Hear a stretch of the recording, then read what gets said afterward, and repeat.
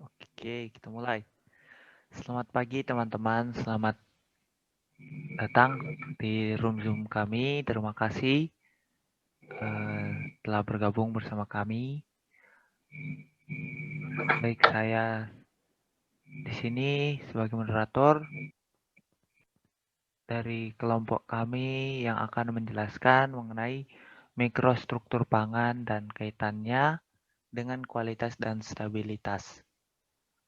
Sebelum memasuki materi, saya akan memperkenalkan teman kelompok, yaitu Sergio Alvarez Torang-Manalu, saya sendiri, Amri Rosadi, Dharma Pawang, Agus Setiawan, Faisal, Hari Setio Nugroho.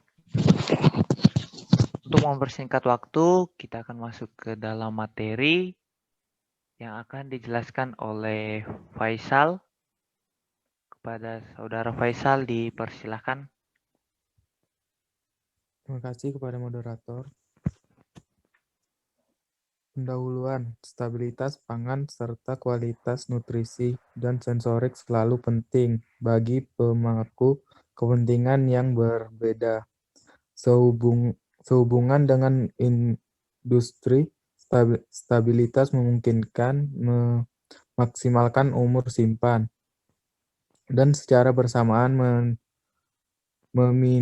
meminimalkan limbah di sepanjang rantai distribusi, meningkatkan keuntungan dan mengurangi dampak lingkungan.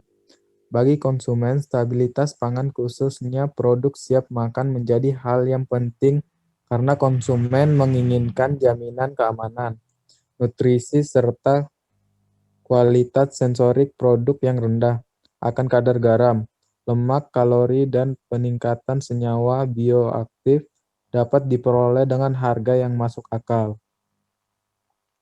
Baik, terima kasih kepada saudara Faisal. Selanjutnya mengenai elemen struktural dalam makanan yang akan disampaikan oleh Agus Setiawan. Pada Agus dipersilakan. Terima kasih moderator. Selanjutnya itu elemen struktural dalam makanan. Makanan membutuhkan elemen mikrostruktur yang berbeda seperti air, biopolimer, dan bahan dengan berat molekul rendah.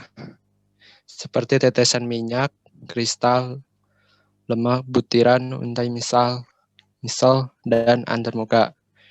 Dengan berbagai pengaturan spasial dan interaksi yang berbeda. Pengendalian pembentukan elemen struktural ini dapat menghasilkan produk makanan dengan kualitas baik, memberikan sifat reologi yang diinginkan makanan, dan dapat mempengaruhi umur simpan banyak produk makanan. Baik, terima kasih saudara Agus. Selanjutnya mengenai dinamika molekul, mikrostruktur, dan stabilitas yang akan disampaikan oleh saya sendiri, yaitu seperti yang disebutkan yang sebelumnya oleh Agus dan Faisal, beberapa fitur efektif makanan itu sangat bergantung pada mikrostruktur kompleks. Jadi makanan itu sangat efektif, sangat bagus ketika terdapat mikrostruktur yang kompleks dalam makanan itu. Nah, di dalam mikrostruktur kompleks terdapat sifat makroskopis. Nah, ini dikontrol oleh elemen mikroskopis. Jadi sifat makroskopis ini pengontrolnya adalah elemen mikroskopis dengan tujuan membatasi mobilitas atau dinamika reaktan serta memisahkan reaktan dalam kompartemen yang berbeda dan juga membantu reaksi degradasi kimia atau biologis sehingga reaksi degradasi kimia dan biologis ini dapat dihindari. Secara umum, diterima bahwa pemahaman perilaku makanan yang tepat tidak hanya membutuhkan pengetahuan tentang komposisi, tapi juga struktur mikro dan dinamika molekulernya melalui tiga dimensi dengan berbagai elemen struktural dan interaksinya. Degradasi dinding sel bersama dengan perubahan atau kehilangan struktur sel. Contohnya itu sklerit menyebar sepanjang matriks. Keduanya diamati selama periode penyimpanan dengan gambar mikroskopis. Hal ini memungkinkan modifikasi ketegasan dengan dampak pada volume bebas dan pada kebocoran osmotik seluler. Jadi dalam periode penyimpanan itu, di situ akan tampak gambar mikroskopis yang memungkinkan modifikasi ketegasan. Jadi volume dalam matriks penyimpanan itu bebas dan juga adanya kebocoran osmotik seluler. Selanjutnya yaitu aspek dinamika molekul air. Air ini termasuk dalam komponen yang sangat penting dalam fisiokimia dan mikrobiologi makanan, umur simpan dan perubahan yang merusak. Air ini termasuk pelarut yang sangat penting sebagai media dispersi juga dan pemelatis dalam sistem biologis seperti makanan. Lalu ada juga cara mengukur dinamika air, yaitu menggunakan spektroskopi NMR. Hal ini dilakukan dengan menunjukkan struktur dan dinamika konstituen makanan dalam keadaan padat. Jadi cara mengukurnya yaitu struktur dan dinamika konstituen makanan itu dalam kondisi padat, bukan cairan. Kemudian NMR termasuk dalam salah satu metodologi analisis utama yang memberikan gambaran lengkap tentang metabolit dan bersama dengan analisis statistik yang sesuai memberikan informasi yang relevan dalam hal kualitas, pemrosesan, dan keamanan pangan. Jadi NMR ini salah satu metode dalam mengukur dinamika air. Hal ini dilihat dari metabolitnya dan analisis statistik ketika diukur dinamika airnya. Kemudian mikrostruktur pangan dan kaitannya dengan kualitas dan stabilitas. Makanan dan bahan biologis sebagian besar terdiri dari air dan makromolekul yang kaya proton. Jadi dalam bahan makanan itu banyak mengandung air dan juga makromolekul yang bersifat proton. Mengapa demikian? Karena proton air ini termasuk kontributor utama untuk relaksasi proton, interaksi antara air dan juga antar makromolekul di dalamnya. Hal ini yang dapat mempengaruhi proses relaksasi proton. Kemudian untuk penjelasan mengenai relevansi desain mikro makanan untuk mencapai kualitas nutrisi dan sensorik yang akan disampaikan kepada Saudara Amri. Pada Saudara Amri dipersilahkan. Ya, baik, terima kasih atas kesempatannya. Saya langsung saja menyampaikan mengenai relevansi desain mikro makanan untuk mencapai kualitas nutrisi dan sensorik.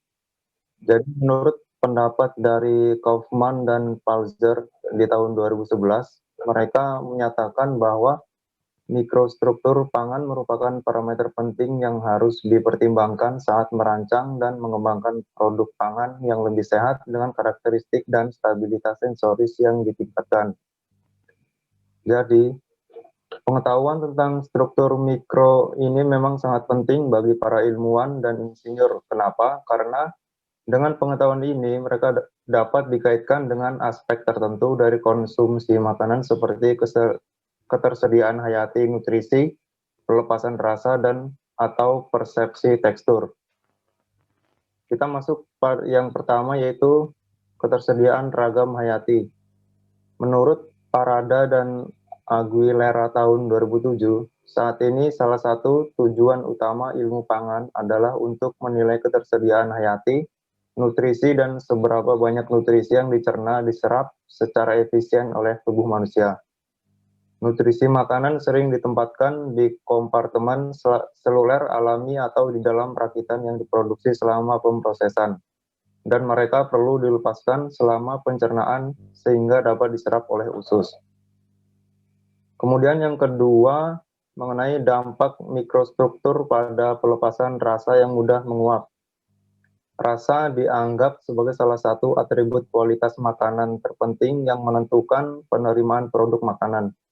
Mikrostruktur makanan dapat memainkan peran penting dalam retensi rasa atau pelepasan selama pemrosesan dan konsumsi makanan. Itu menurut dari De Roos tahun 2003. Kemudian masuk kepada yang ketiga, yaitu persepsi tekstur dan struktur mikro. Jadi, tekstur makanan adalah properti kognitif yang ditugaskan pada makanan berdasarkan bagaimana indera berinteraksi dengan makanan mulai penglihatan, sentuhan, dan pemrosesan. Kemudian, kompleksitas tekstur sebagai properti multi parameter membuat pengetahuan struktur tekstur menjadi rumit. Ada juga potensi menggunakan agregasi tetesan terinduksi untuk mengontrol sifat dispersi makanan model yang mengandung campuran butiran berlapis protein dan butiran pati. Mungkin cukup sekian yang dapat saya sampaikan, saya kembalikan ke moderator. Baik, terima kasih kepada Saudara Amri. Selanjutnya, mengenai penggunaan teknik mikroskop untuk mengukur mikrostruktur yang akan disampaikan Saudara Dharma Pawang. Kepada Saudara Dharma Pawang dipersilahkan. Terima kasih kepada moderator yang telah memberikan kesempatan kepada saya. Saya akan menjelaskan mengenai menggunakan teknik mikroskop untuk mengukur mikrostruktur. Teknik mikroskop adalah metodologi penting untuk mengevaluasi struktur mikro makanan, karena sistem visual manusia tidak dipersiapkan dengan baik untuk membuat penentuan secara objektif dan kuantitatif dari fitur gambar yang terlihat di bawah lensa mikroskop. Teknik mikroskop dalam metode produksi gambar, resolusi dan jenis sinyal yang terdeteksi, dan memberikan jenis informasi struktural tertentu yang unik untuk teknik yang digunakan. Nah, menggunakan teknik yang berbeda bersama-sama lebih baik daripada menggunakan teknik tunggal. Mengapa demikian? Karena akan menghasilkan data pelengkap yang terbukti lebih berguna. Di dalam mengukur mikrostruktur makanan, mikroskop yang sering digunakan yaitu mikroskop cahaya dan mikroskop elektron. Mengapa? Karena teknik-teknik ini ramah pengguna dan lebih murah jika dibandingkan dengan metode lain seperti pencitraan resonansi magnetik dan mikroskop gaya atom yang terbatas pada aplikasi tertentu. Teknik lainnya yang sedang dikembangkan untuk memvisualisasikan, mengukur dan memahami struktur mikro pangan dengan lebih baik. Ini teknik inovatif dan memberikan pencitraan 3 dimensi non-destruktif dan non-invasif pada resolusi lebih tinggi dari 1 nanometer dan juga memberikan karakteristik kuantitatif dari struktur. Tomografi komputer mikro sinar X adalah contoh teknik radiografi inovatif yang diterapkan dalam analisis struktur mikro makanan. Sekian dari saya. Terima kasih. Baik. Selanjutnya mengenai kesimpulan dari pemaparan materi kelompok kami yang akan disampaikan oleh Saudara Hari Setio Nugroho. Kepada Saudara Hari dipersilahkan. Ya, terima kasih kepada moderator. Baik, untuk kesimpulan dari penjelasan mulai dari pendahuluan hingga terakhir yang disampaikan oleh Saudara Dharma, yaitu industri makanan saat ini sangat memperdulikan tentang dampak produk makanan terhadap kesehatan masyarakat, sehingga industri makanan sangat memperhatikan tentang produksi produk dengan penurunan kadar lemak, gula, dan juga garam. Struktur atau mikro suatu produk makanan bertanggung jawab untuk mengubah ketersediaan hayati dari komponen makanan yang relevan, pelepasan rasa atau persepsi tekstur di mulut. Selain itu, struktur atau mikro merupakan karakteristik penting untuk menentukan kestabilan matriks pangan karena dapat mempengaruhi dinamika molekul sistem, yaitu dinamika molekul air, dan bertanggung jawab atas terjadinya reaksi degradatif melalui promosi kontak antar beda komponen. Meskipun teknik NMR tidak didasarkan pada alat dan gambar, ini dapat dianggap sebagai metodologi yang kuat untuk mengevaluasi struktur matriks atau mikro. Baik, mungkin cukup sekian. Saya kembalikan kepada moderator. Baik, terima kasih. Demikian pemaparan dari kelompok kami mengenai mikrostruktur, komposisi, dan hubungan molekul dan hubungan mereka dengan molekul mobilitas, kualitas, dan stabilitas pangan. Jika ada kesalahan kata, saya mewakili teman-teman mohon maaf. Saya akhiri, selamat pagi.